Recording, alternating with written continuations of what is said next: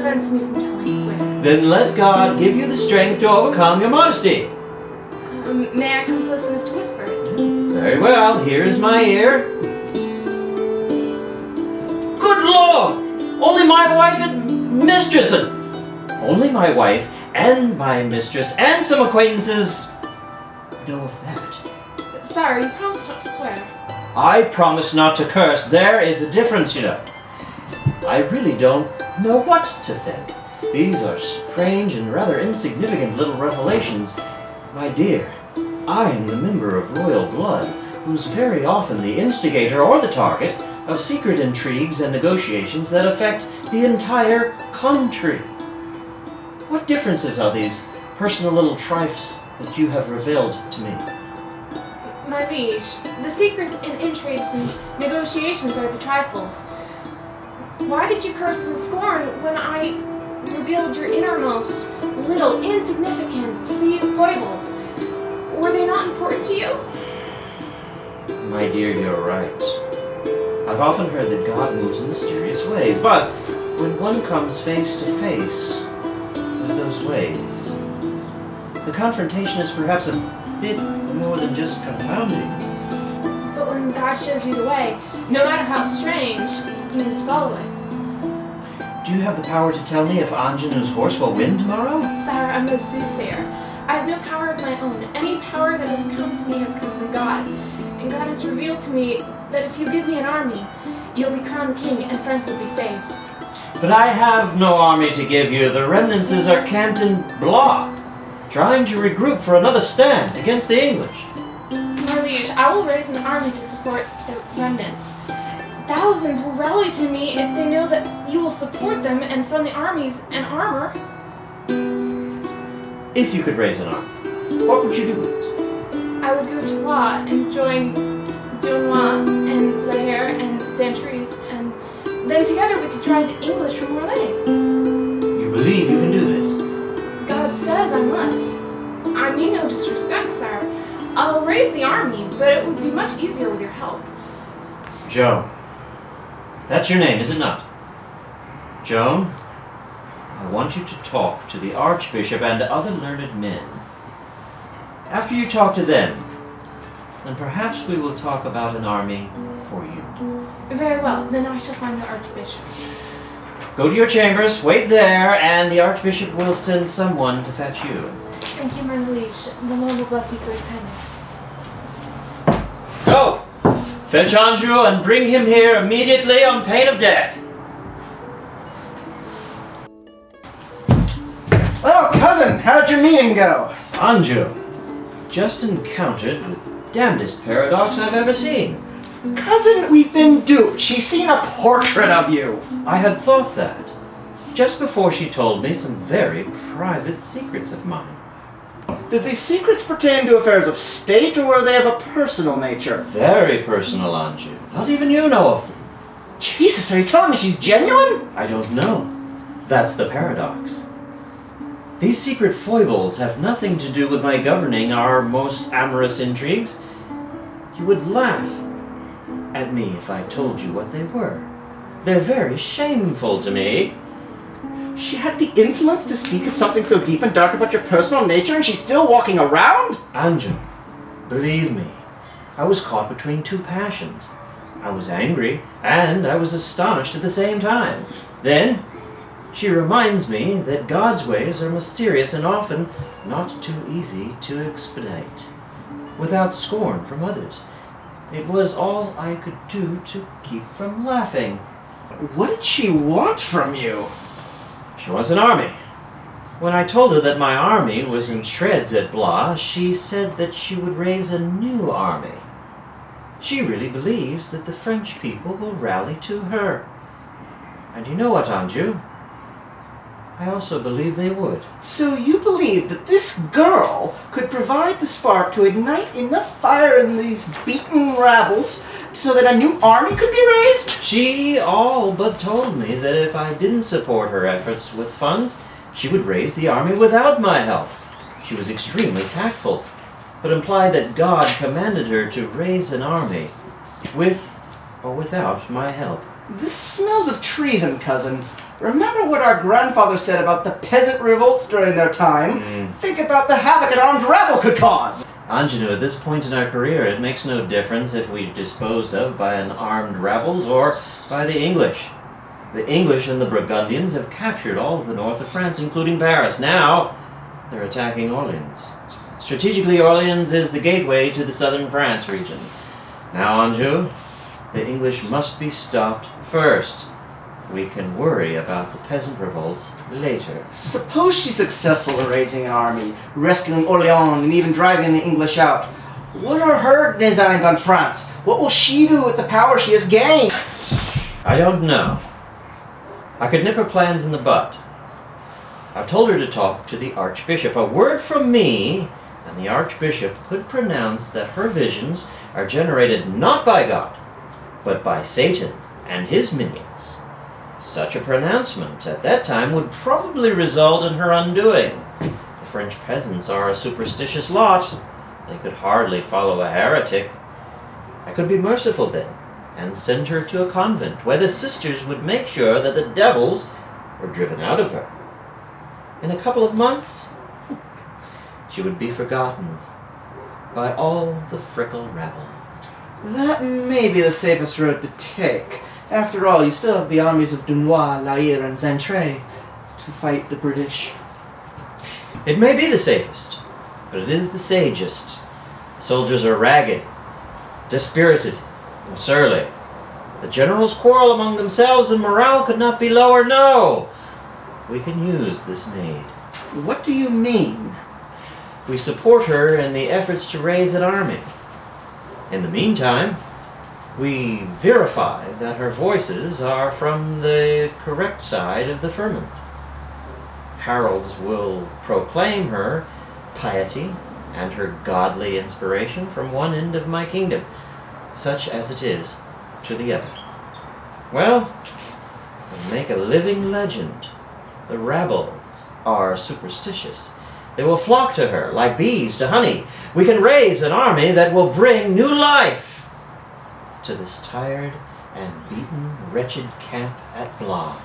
She will be the holy symbol that will put courage within the hearts of cowards. And you believe all this is possible? Why shouldn't I? We have nothing to lose. You could lose your kingdom to a symbol. I don't think so. She told me how she has vowed to have me crowned. This certainly a show of fealty. Besides, I can deal with the symbols after I've dealt with the English. Listen to me, Anjou. Go to the Archbishop. Tell him I want this girl examined. Tell him to find out what her long-term plans are. When he finds out, tell him to contact me immediately with the results. Also, Anjou, tell him to look with favor on her claims of hearing the saints' voices. Have a priest say with her during the day and abyss at night. This will ensure her piety, the piety that the Archbishop will confirm. Tell him what I want, the positive results of the examination recorded in the most glowing terms. Do you understand, Anjou? Indeed I do, my liege. And Anjou, do not ever repeat a word of what I've said here today, not even to me. Go. Now, do it. I have a kingdom to win back. My God. Would it be an irony if Joan and the rest of her peasant rabbles were correct in their superstitions? The joke would be on me if our thoughts, words, deeds were indeed influenced by God's intervention. What if it was God who inspired me to reach this decision? And then bid Anjou to order the Archbishop's confirmation of Joan's claims of piety and divine contact. What if it really is God who is ultimately primal source of my plans for the maid? Plans that I haven't even yet devised.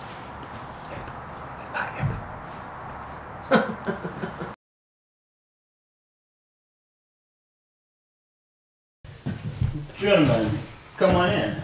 Pour yourself some wine. You must be very tired after coming all this way from your father's armory. Thank you, Father. Is Joan here? No, she's at the hospital.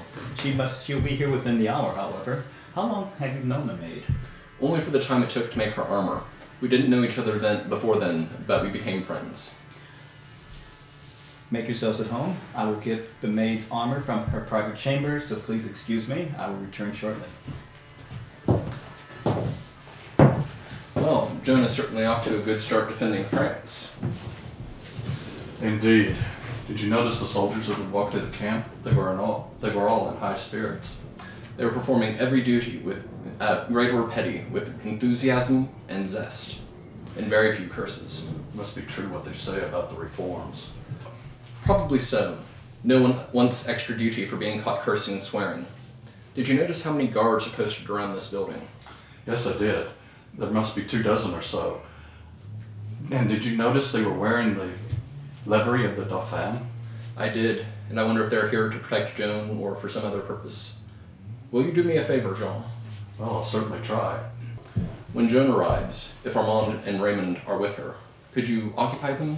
I would like to have a word with Joan privately. Bernard, are you sure you want to pursue this girl? I myself never liked women who were too religious, and nuns in particular scare the hell out of me.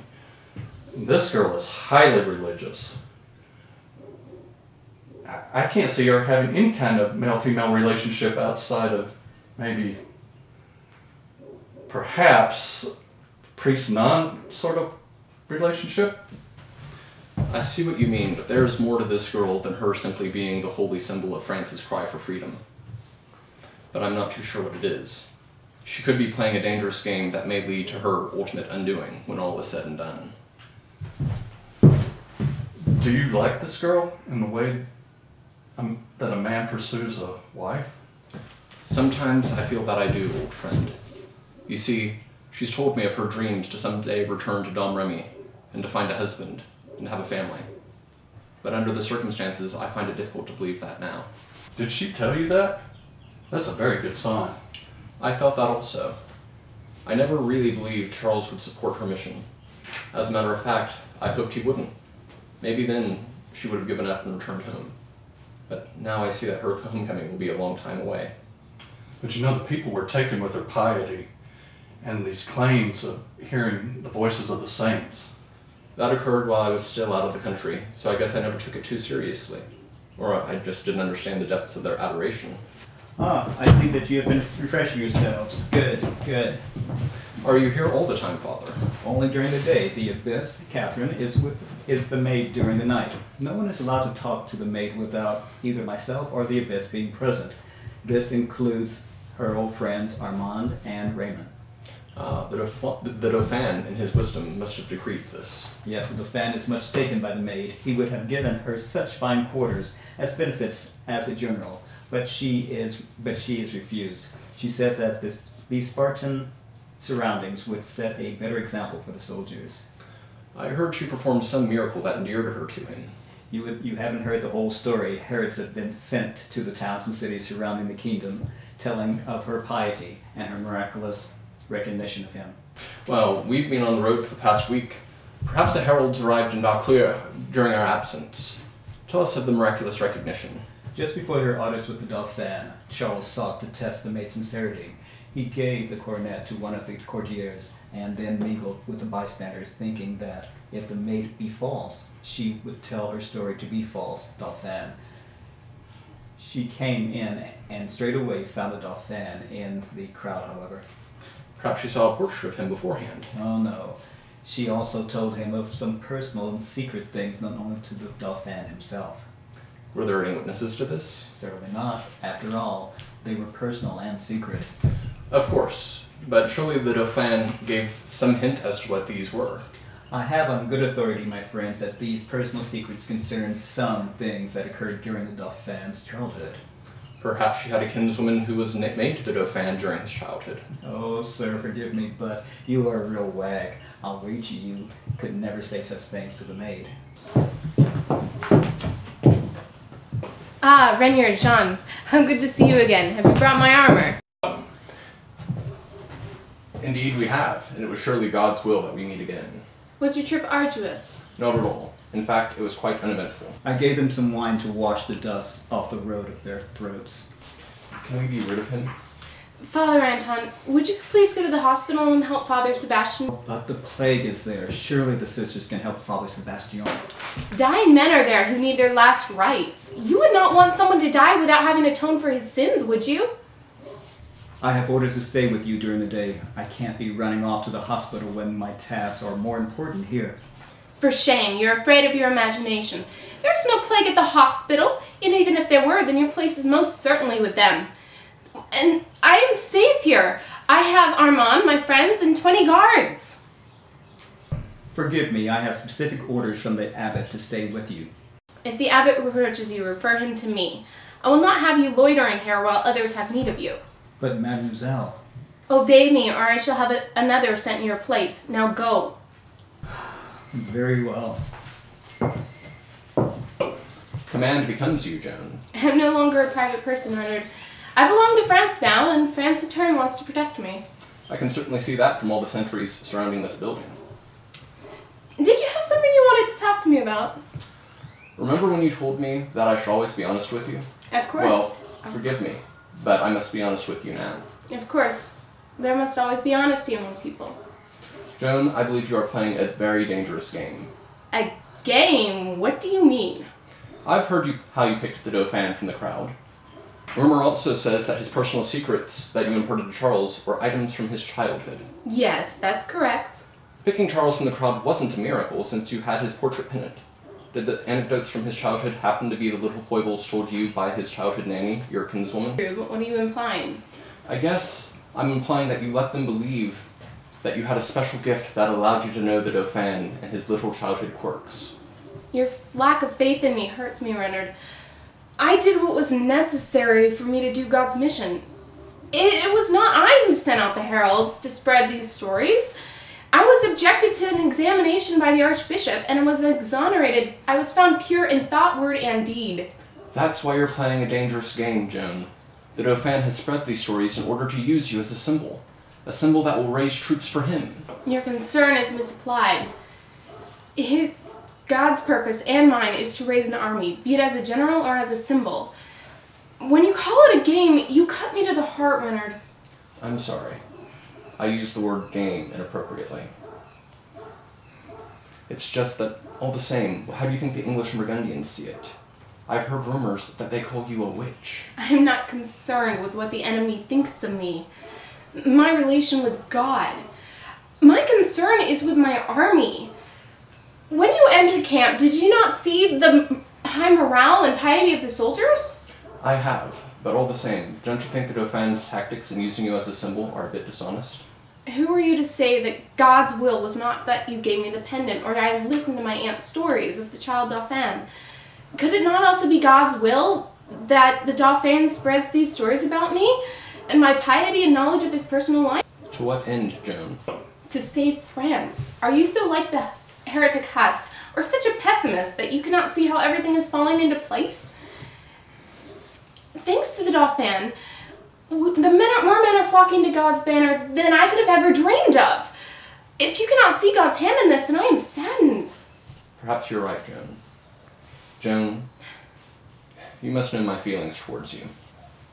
I remember that you said when the Dauphin is crowned king, you would want to return to Domremy and raise a family. And I will do that. I miss my family greatly, and it is my fondest desire to return to them safely. But first, I must go to Orléans. Orléans? You can't charge the English before they've set up their spears at Orléans. They're probably so entrenched and fortified that you'll be cut to pieces by their longbows, long before you can take their stronghold by storm. With the aid of Jesus, we will cut off the supplies coming to them, and we will harass men who've come to forage off our lands. We will starve them so that they don't have the strength for archery. Joan, do you honestly believe that the generals will listen to you? They will listen to God's commands. They have no idea how starvation can sap a man's strength. They haven't missed a meal in all of their lives.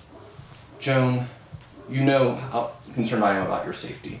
I mean no offense when I speak to you so earnestly. Please don't be angry with me. Renard, my loyal friend, I'm not angry with you. I just wish you'd have faith in me. Joan, perhaps you will consider... Forgive the intrusion, mademoiselle. We must pack our things. We leave camp tomorrow morning. Ah, Lair, are we going to Orleans? Yes, mademoiselle, to Orleans. Praise God, thank you, Jesus. The time has come for your army to rescue the beleaguered servants at Orleans. Forgive me, Reynard. I must prepare myself for tomorrow. We must go. No, Joan, I'm going with you. I'll find Armand and Raymond, and I'll find a place, and I'll go with you to Orléans. God bless you, Reynard. Your presence makes me glad. Now you must go. Find Raymond. He will help you find a place for yourself. Adieu. Farewell, Joan. Dear God, thank you.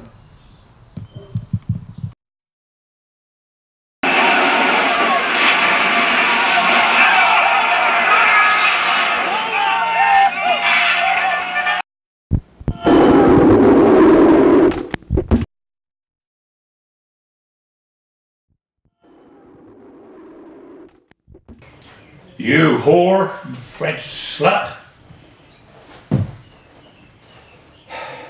How dare you ask me to surrender? Go home to your cows and pigs, you bitch. What's that? Those French bastards are using cannon.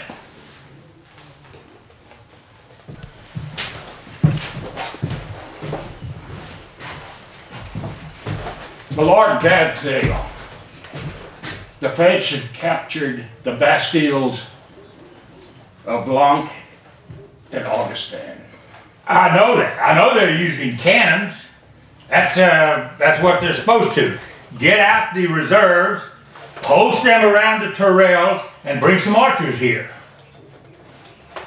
Yes, my Lord. My good slut. How do you think you're going to make it with 500 archers and men of arms around you? And your cannons are not going to do any good either. Tomorrow, Fastoff will be here with his men in reserve. Then what will you do? How dare you ask me to surrender?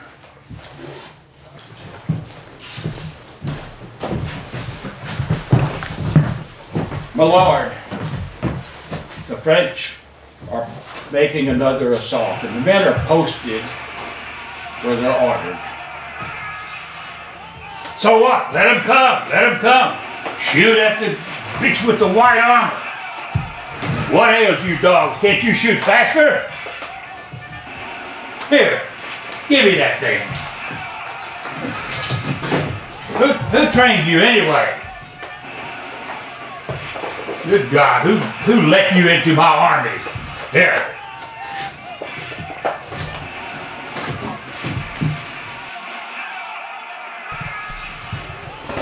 My Lord. Yes, the witch has been hit by an arrow. Is she dead? I don't know, my Lord, but it looked as if the arrow pierced between her neck and her shoulder. Well, good. Did she fall? Yes, my Lord.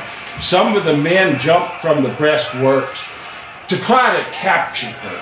All right, well, but they were beaten back. Did the French take her? Yes, my Lord. She was in bad shape, however, and they had to carry her, and she seemed to be unconscious. Listen, they must be retreating. Well, yeah, I think they are. I think we've beaten them. I hope so, my Lord. I don't think we could hold out after another assault. And why not? I know the dogs that you consider soldiers, that they're not what I need in my army. I know they're considered to be the flower of the English army. Yeah, but they're not up to my standards. They don't have the prowess that I'm used to in my army. My Lord, Gladsdale, the men are weak and they're tired. The oysters can barely pull out their bows. Well, what's going on? I've seen no indication of the plague. Is it witchcraft? What do you mean? My Lord, it's not the plague, however. Well, what do you mean? What is it? Is it witchcraft? No, my lord. The men are hungry. They haven't eaten. I've eaten, but they hadn't eaten anything in 3 or 4 days. What do you mean they haven't eaten? I've eaten. Why haven't they? My lord, forgive me for saying this, but they need halfway full bellies to pull the bows. They can go 1 day without food, some even 2 days, but they need more than that, and their strength, anything less than that, and their strength slowly fades away. I can't believe that. I've seen skinny, starving monks carry rocks and other stuff to build their monasteries.